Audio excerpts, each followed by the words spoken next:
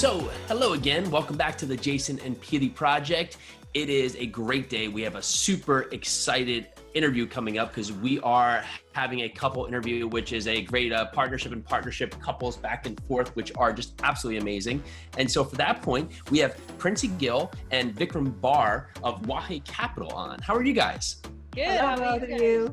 How you doing, Jason and Peely? It's a pleasure to be on the show.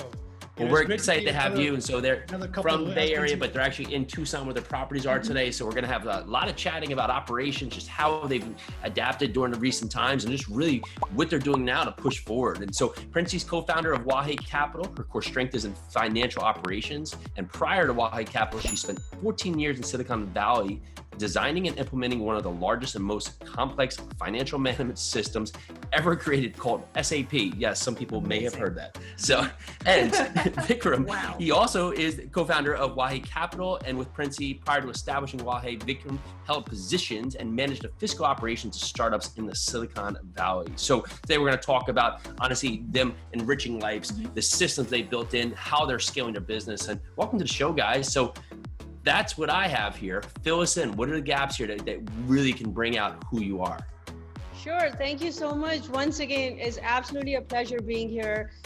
Both of you as a couple are amazing. You have 3 beautiful children. It's great to see. And you live most of your time, I know, in Hawaii. So I'm very jealous of that. So we'll get to that some other time. But yeah, so I was born and I grew up in India. I grew up in a very business class. My mom was an entrepreneur as well. So I have grown around people who have done things, who have, done things on their own, figured things out. My mom has played a very important role on where I am, what I do, and she has made me a very independent woman, and I'm blessed to be her daughter. And she, since I was a child, I can remember she always telling me stories about Mother Teresa, and she always uplifted my knowledge in a way to, life is beyond just a W-2. Life is beyond just doing just the regular, right? We all are capable of our best, and let's go and achieve it. So Yeah, there's something about that working to live and not living to work that so many Yes. get stuck on. So That's right. We are infinite beings, so I cannot wait to hear more from you, Vikram. Yeah, no, sure. So like Princi, I grew up in India. My father was in the army, so we grew up very disciplined. Most of my, earlier raising happened on the base. So as I mentioned, it was very disciplined, against with highly motivated people. I don't believe anybody else could be more motivated personnel as much as armed forces people are. So yeah, that was my life. And and then from there, I transitioned into industrial engineering. Essentially did my undergrad in India. I came to US to do my master's. I went to Wayne State in Detroit in industrial engineering, and then the last 20 years prior to this, I've been working in manufacturing companies, startups. It was started with automotive, then Big Four. I worked in the supply chain strategy, and then just been last 12 I've been startups, which is pretty phenomenal. I love processes. That's the, you can call it, that's my, superpower is just how to build processes and scalable stuff. yes, he's called the process guy in the I valley. love that. And so, Yes. oh, really? Good. Well, we are excited to have you. And you both spoke about your parents. And so what is one lesson that you've carried through that's been monumental in what you're doing today? Princi, I'll start with you from your mom, and Vikram, I'd love to hear from your dad. What's one thing that stands out that you really carry forward in your life now? Make whoever is around you an independent thinker, and let them grow, in their own skin. And hardship comes. There are 100 things we don't know about, but there are other 100 that we can really excel in. So no big deal in things that you can be good at. Focus your energy and things you can absolutely achieve, and run with it, as I say it. And figure things along the way. So my parents really made me a very independent person, independent thinker, and that nothing is impossible. And that really helped me on a daily basis. And I try to implement the same into our kids. So yeah. I love that. Nothing is impossible. Vikram, from your father. Yes, exactly. So, it's at the same time, my father was in the army. My mom was also a teacher. So in India, you have postings, which they call as a field posting and a peace posting. So my father, after every 3 years of peace living in a peace area, used to go to a border place. So essentially our mom was raising us for those 2 years. And she was a full-time teacher, getting us ready, 2 kids. I got an older sister, she's more sensible than I am.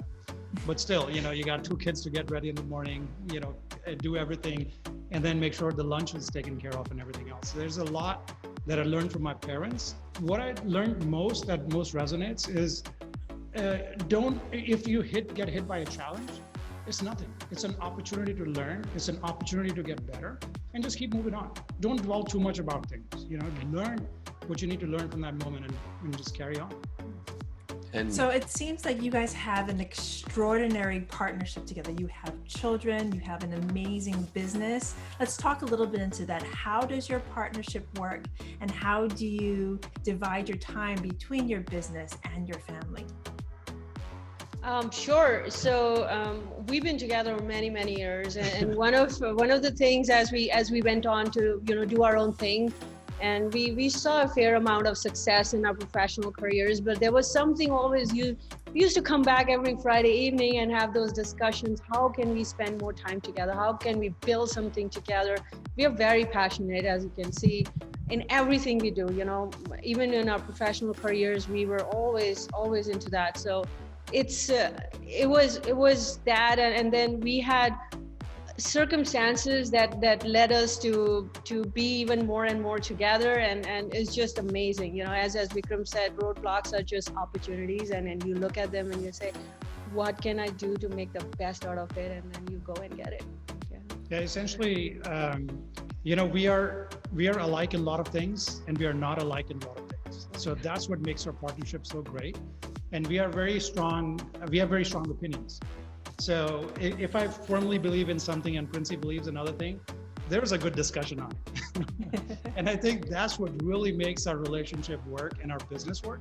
Because if one person is more, overpowering over the other, and the values or opinions get suppressed on the other side, it's not going to lead to a healthy business environment. So we are essentially, not only are we blessed enough to be that, but we are also blessed to be very independent thinkers. And there are certain points where I believe that, okay, this seems the right way. And then Princi come up with a totally, different viewpoint. I'm like, wow, I didn't even realize that. So that's what makes our business, it makes it so easy for us to do the business together, is because we are 2 different thought processes, 2 different things, but we are mutually very, we work well together. And so that's— Yeah, and that's always the dynamic core to just relationships in general. So to be able to carry that forward, sometimes people align with their own strengths, and there's conflict because the weaknesses fall off, right? Because no one's handling that spot, and you see that a lot with friendship, partnerships, and that. Was there a pinnacle moment throughout your successful careers that really was that transition point where you said we need to change our course going forward, no matter the current path we're on right now is not fulfilled? Right. There was, yes, there's always a tipping point, right? And so we, as Princi mentioned, we've done really well in the Silicon Valley. Everything was going great. In the background, we always wanted to do something, right? We always looked at different ideas, different perspectives, different businesses, and kept scratching them off the list. So our thing was how to have quality life together. So I got diagnosed with ulcerative colitis when I came in, when I got to US. It's an autoimmune disorder. Essentially, the body thinks it's attacking you. And it's just over the last 10 years, it was, in that 10 years, it continued to grow. It got severe. It got to a point where I had to get the surgery done, and it had to remove the large intestines. And when they did that, it got into complications. I was at one of the best hospitals and stuff. So for me, that was a tipping moment, because I almost didn't make it. Princi was pregnant with our first kid. I couldn't talk, so I was down to the bones. I couldn't speak. And then the only thing you can do is think. So as I was thinking first, the first thing as humans go through, okay, fine, done with this, let's move on. And then it hits me, what am I leaving behind?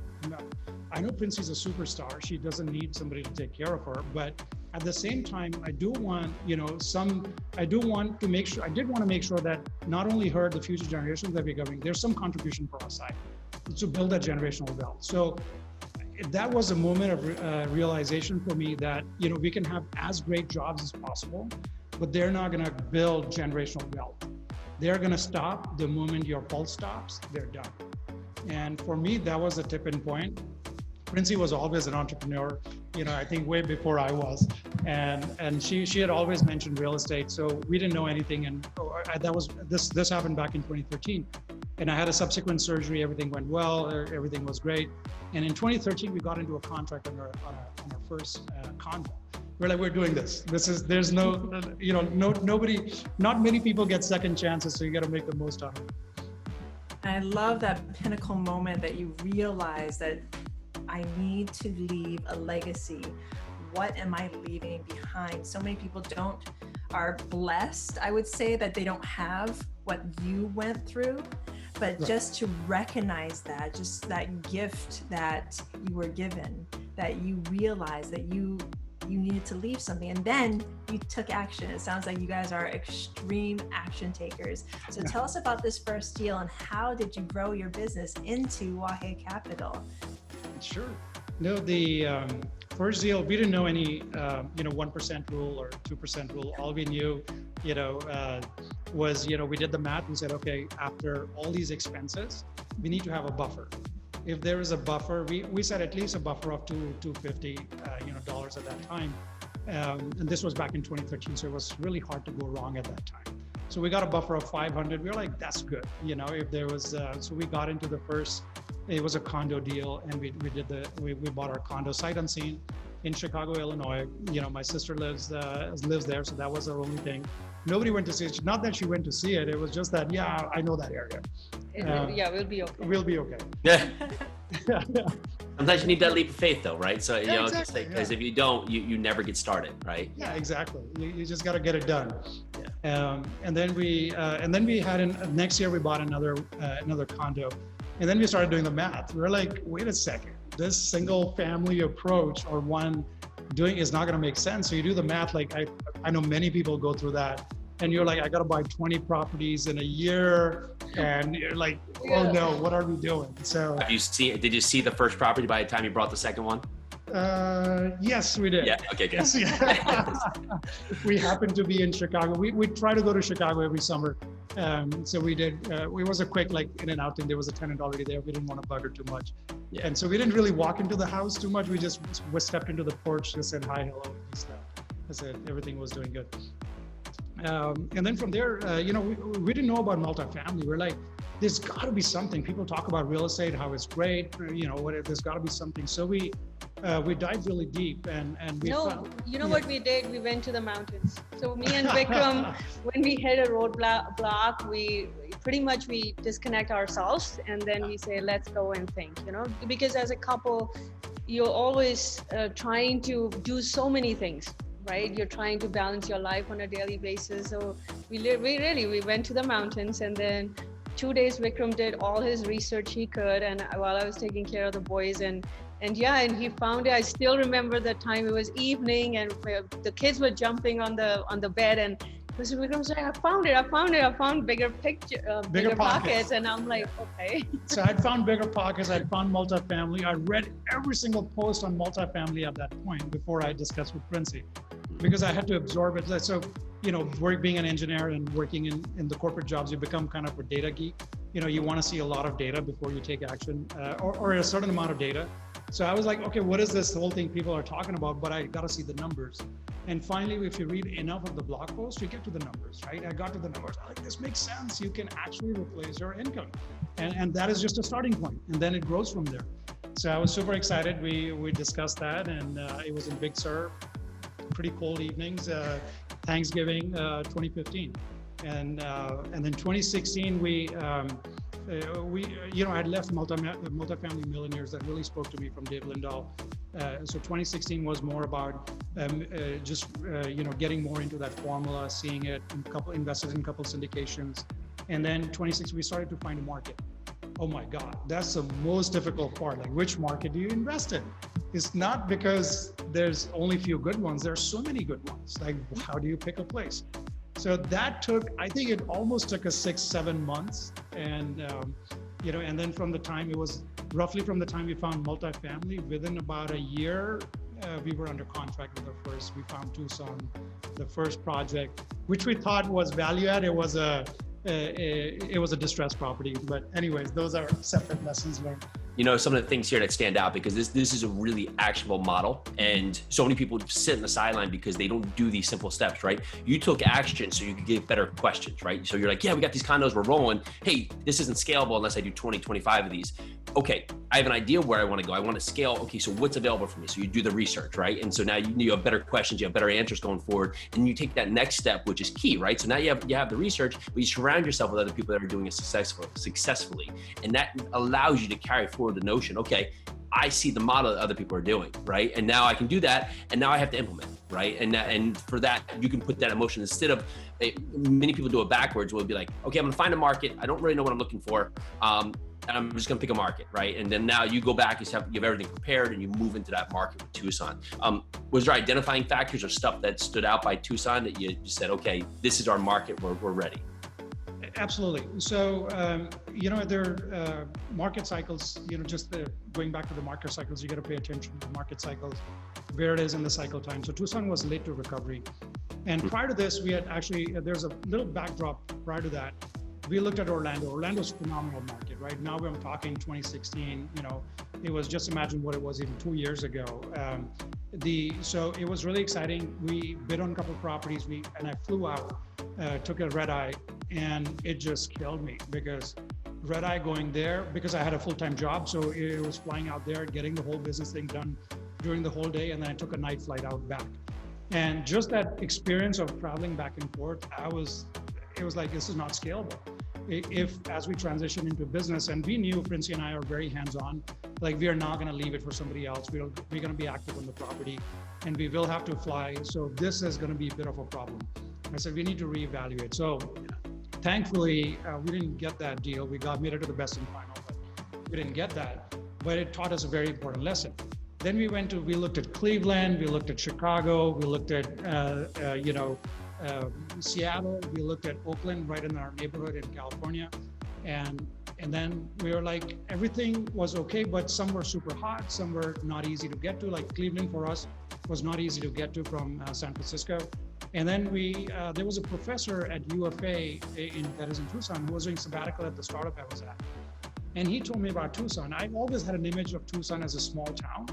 And I started talking to him, and he tells me there's like 1 million people in the MSA. I was like, whoa, that's not a small town. And then I started digging in more. Like there was direct flights. There are direct flights. It's an hour and a half flight, so we can do same day. In 2017, I used to fly in on Saturday mornings, fly out on Saturday night, first flight in, last flight out. And we did it every week. And we knew this was scalable. It was a slow to the recovery market. Jobs were coming in, and high-paying jobs were coming in. The mayor was pro-business. They were trying to bring in a lot of the businesses. So we could see that change happening. We could see that all of a sudden Tucson was opening up, economy was opening up. And it's added north of 3,000 jobs in the last 2 years, and high-paying jobs. And for every high-paying job, there are 3 others that are created. So it's been great. We have seen Tucson change a lot in the last 3 years, and our scalability was like traveling back and forth was phenomenal. So 2017 I did that. 2018 it was Saturday and Sunday because business was growing, and then 2019, early 2019, I'm like, Princi, we can't do this. We got to do something. So Princi exited. She went full time. Into real estate. He had to, his boss didn't let him. I'm like, how can that be possible that you tell somebody that? No, it happened for then I'm like, okay, let me show you how it's done. No. That's what it takes sometimes, right? You gotta say, okay, this is how you do it. Walk out the door, slam it behind you. Yeah, no. So I was also, moving on to the next project. It was just the right timing for us as a family and everything. And I was very fortunate that my leads understood where I was going. They asked me, they're like, why? You're having a great career here. What's the need? And I'm like, no, I wanted to do more. And this is really my next passion, or what I want to do for the next 10 years or beyond. And they understood it. They're like, if it doesn't work out, come back. And I'm like, I'll work very, very hard to make sure it works out, but thank you so much. So been really, really blessed to work with really great team. So I exited out last year, and most of the last year I traveled to Tucson while Vikram was, at his job and also taking care of the kids and all of that. So so she was here like, I think more than 45 weeks last year. Every week she would do. Monday to Wednesday or Monday to Thursday travel. And so this year I transitioned out and I was like, okay, I'm going to spend 5 days because we were scaling up further. And then COVID hit, and in a sense, it was a blessing because the kids were out of the school, so we were not disrupting their lives. And all 4 of us caught a flight and one-way ticket to Tucson. Wow. And we are here, and we are able to work on the business, both of us. So Yeah, it was more like we didn't have to deal with, the parent guilt that you're trying to pull them into your business and into your life that you're now running around. So we're like, oh yeah, we have no option. The schools Perfect are timing. down. yeah. I love the story going from searching for the market and touching base with all these markets and realizing where your perfect market was. And it was sort of in your backyard all the way until COVID happening. And you do such an amazing pivot. You take your family to Tucson and you just grow from there. Let's use that as a jumping point right now. So where are you in your business right now?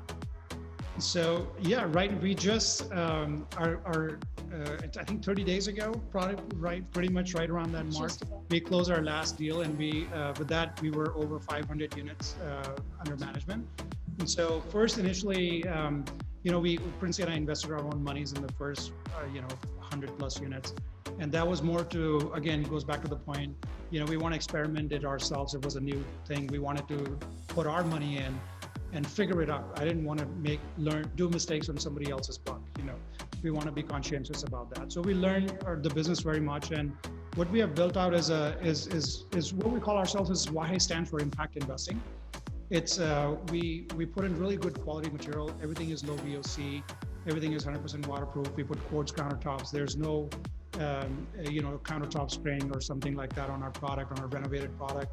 It is all brand new stuff. And this is because our older kid also has environmental allergies. And when we bought our first property, we walked in. We were there for 20 minutes looking at a finished apartment that was done. And all of a sudden he had trouble breathing and he was wheezing, and we had to give him a Benadryl shot and stuff. So from there, we got exposed to what all goes into some of these lighter remodels, right? So we're like, okay, we're going to do this. We're going to do it the right way. And my past had been 12 years, I've been medical devices. So it was very much, very, very about how can we make life better for human beings, right? What is it that we can do?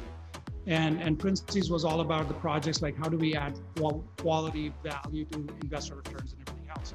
So if we took both those portions, we're like, okay, if you're not going to compromise on the quality, then what do you do? Like, how do you get the returns, right? Okay, you can put in the best stuff, but if you're not going to make any money, it's not going to be great for the greater good. So we said, okay, then we took a leaf out of our manufacturing side. We figured it out. Both of us were sitting, scratching our head back in the Bay Area. Like, we got to do this. How do we do it? And actually, it was my call to my brother-in-law, my sister and brother-in-law, and that triggered this. So you guys should just buy bulk. He just mentioned matter of casual, because he knew we'd always do that in our manufacturing, right? I was sourcing stuff from Europe. I was in operations, so we were sourcing stuff from the Far East, local, Canada, Mexico. We're like, that's true. Why for our business we shouldn't do that? So with the very first project, it was a 45 unit. We started importing containers, and since we had already done this, it was very normal. We didn't realize that it was something a bit different. For us, we were trying to stretch the dollar. We're trying to maximize the returns, and we got the best products that we could buy for our money. And it was not the cheapest. It was the best quality material for the cheapest price that we could buy, so that we could put it in the apartments. So we consider our apartments to be a safe place. So our tenants we want to give them a safe and beautiful place when they come in. And that's what Waahe stands for today. We do full remodels with quartz countertops, brand new kitchen cabinets with the stringent emission ratings. Our flooring have 0 emissions. Our paint is low VOC, the lowest that we can get. So we put in a lot of quality materials into our apartments. So yeah, and on that, we really do believe in a lot of planning. So we plan out all our remodels, our materials, and then we test them out, and then we say, okay, this is part of our ecosystem now. And we don't then disturb the ecosystem unless something better comes along. And that's how we are able to scale up, because we plan and then we integrate, and after that we let it run, kind of a I thing. love that. Plan, integrate, and then run it, and then only change those things that need to be changed if they need to be changed. And your story about really being green, really being conscientious of what you use in your rehabs. And I was really interested to hear what you were going to say on how you do it, because so many multifamily investors that we talk to want to do it, but you figured out the how to do it and how to do it correctly so you can still get your investment dollars back. It's one of the biggest advantages we can do, right? Is learn from our past, right? Instead of just keep doing the same thing everybody else is doing, say, well, I've done this before, so why can't this model fit here? And that's where a lot of the breakthrough constantly happens in business, where someone says, well, this has been viable in another business. Why hasn't this been pushed into here, right? Why hasn't this been pushed into this area? When you do that. So from a scalability point, when you started this, was it that the bulk shipment was sufficient for the, I think, 45 units or 54 units there? Or did you have extra and you started now getting warehouse space and now knowing that you were moving bigger into the market, so now you constantly had the economies of scale coming as you move forward? Right. So it's a very interesting question. So the first one, it was enough, like, for the 45 units to remodel the entire thing. Of course, we knew it was going to take more than a year to remodel, so we were investing in some future dollars. And so when we wanted to maximize, we didn't want to bring half a load or something. Again, that goes back to economies of scale. We wanted to bring the full container because we knew we would stretch our dollar the most, and we knew we were serious about this business. We were not getting out, so the commitment was already there. So although it was just at that moment, it was a little bit more than what we needed for the next 12 to 18 months, but we knew we were on this path. And yes, it's been interesting. So it started with, storing these in some warehouses and some open spaces in our backyards, in apartment complexes, to containers. Find place and store. And some vacant units. And then obviously all these shenanigans were running out. And this January, we purchased an 8,000 square foot warehouse. There you go. In Tucson. So essentially, we have set up our office over here, and most of the stuff is warehousing. And that's where it's this fully stocked warehouse now. We have constantly added on more and more material because we realize the less we have to run around and look for it, the easier it is. So we are getting to that. So I'm a quality, specialization of industrial engineering was in quality engineering. So it's Lean Six Sigma process and everything else. So essentially, you can think of it, I'm bringing the assembly line onto the renovation side. We brought in the renovation team in-house to, vertically integrate, and we do our own property management. And this is more for ease of communication, to have less hurdles to jump through. And so essentially, we are building an assembly line on the renovation process. I love that assembly line thought, bringing in what you already know into real estate, having those systems. I'm a systems junkie. I love talking systems with other people, and I love your systems. So this has been absolutely fantastic. I have one final question before, if you jump in there. So what has been the biggest key to a successful partnership? And this is, of course, transforming from Gil and I, which worked for us is we actually worked before we became partners, right? So we already knew that part. The partner side was new to us, but most people do the opposite way. They're partners first and then become developed in some kind of business operation. What first thing that comes to mind for each of you, what has stood out that's really allowed your massive success from a partnership side? So yeah, I can take that. So being together so many years, and not even if you're not, you do know the other person's strength and you do know where they need support, right? So we really do play with each other's strengths. And even right now, because we have property management in-house, we have construction in-house, there's so many moving parts in a day that happens. So what we do is in the morning when we wake up, we make an effort to get up at 4 a.m. for example, right? And the first thing we do is now as we are growing and the business is growing, we understand we have less and less time to, touch base with each other during the day. But we put that 10-15 minutes in the morning to discuss what is it that you're gonna focus on the most, and what is it that I'm gonna focus on, and where do I need help when it comes to kids, or where do you need help, that this is more important today. So communication, it really boils down to communication, and you can have soft communication, you can have ugly communication, doesn't matter. You need to get your point across. Yeah. Exactly. Yeah. Yep. So, Not let it boil over. Yeah. And as we focus on areas, right? Every month we have a theme, like I'm gonna focus on property management this month, or I'm gonna focus on property management software or leasing, and then Vikram has this thing, this month I'm just gonna focus on processes, I'm gonna develop these documents. And then what we do is we separate these departments out. Because of our corporate cultures, we are wired that ways. So we take it and then we say, okay, you take this and I'm gonna take this, and as I need help or support or guidance, and then we jump in and then we mingle it and then separate out again. So it all really boils down to really good communication, and not every time he's right or I'm right, but at least we bring it to the table and discuss it. I love that. I mean, I was going to ask you, my question was going to be, what would be one actionable step that you would give the couples out there that are thinking about or are already in partnerships together, but you just gave it to us. It's your AM sessions. Those are key. Those are key. Making the time for each other. That's key. Yeah. Love it. Thank you so much. Yeah. Sure. No, and just to add on to that, from my perspective is, I think always don't be afraid to ask for help, right? There are certain areas, I'm very vocal about where I need help. Because what I got, I got it, you got it, right? She knows I got it, right? That's fine. But I really, really try to bring up, okay, Princi, I really need your help on this. I can do this. Maybe I can do this, but I know if I try to attempt it, I might botch it up. So can you please step in and do it? And similarly, like she'll bring in, okay, you take care of this, I'll take care of this, we'll get it done. So I think it's also very important to communicate where exactly do you need help, and all of us do. Yeah. Guys, this has been fantastic. Thank you so much. I really just love the story, just from everything of just taking your professional careers and transforming them into what you're doing today in Tucson, just how you bring the family in, how you look at just simple things as an analogy that your son had, how that really helps build the process you have going forward.